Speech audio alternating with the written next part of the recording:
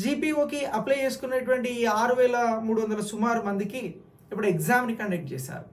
Exam ఎప్పుడు జరిగిందని అంటే 25 మేన జరిగింది. ఆ ఎగ్జామ్ పేపర్లో మొత్తం 3 hours టైం ఇవ్వడం జరిగింది. 10:30 నుంచి 1:30 వరకు ఎగ్జామ్ జరిగింది.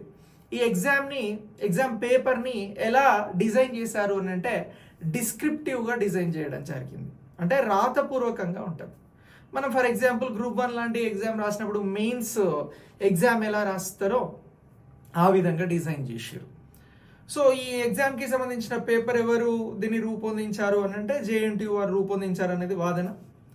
అయితే దీనికి సంబంధించి టీజీపీఎస్సీ ఇవి ఏం ఇన్వాల్వ్ అవ్వలేదు. ఇది కంప్లీట్గా ఎవరు అని అంటే సిసిఎల్ఏ ద్వారా నియమించబడినటువంటి ఎగ్జామ్, భూ పరిపాలనకి సంబంధించినటువంటి కమిషన్ ద్వారా ఇక్కడ ఈ ఎగ్జామ్ అనేది కండక్ట్ చేయడం జరిగింది.